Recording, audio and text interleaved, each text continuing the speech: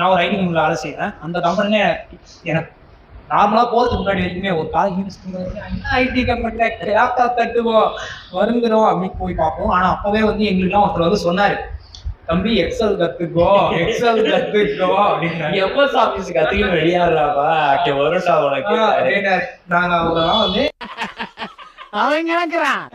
நாங்க அப்படிதான் நினைச்சோம். ஆடிட்டர் வந்து ஒரு 150 பேரும் அப்படிதான் நினைச்சிருப்போம். ஆனா எக்ஸல்ல அவ்வளோ ஃபார்மட் இருக்கு, அவ்வளோ ஃபார்முலாஸ் இருக்கு. கிட்டத்தட்ட சொல்ல போனோம்னா அந்த எக்ஸலை வச்சுதான் வந்து அந்த வேலையே நடக்குது அப்படின்ற மாதிரி இருந்துச்சு. அது மட்டும் இல்ல, நிறைய நம்ம லேர்னிங் ப்ராசஸ், நம்ம என்ன டொமைன்ல போறோம், அதுக்கு கீழே நம்ம என்ன கத்துக்கிறோம் அப்படின்றதெல்லாம் நிறைய இருக்கு. எங்க போனாலும் லேர்ன் பண்ணணும். இவனுக்கு ஏன் ஐடி போகும்போது பிடிக்கல அப்படின்னா, அங்கே இவன் கத்துக்க சொன்னாங்க, இங்கே இவன் பிடிச்சதை கத்துக்கிறான். அவ்வளவுதான் டிஃபரன்ஸ்.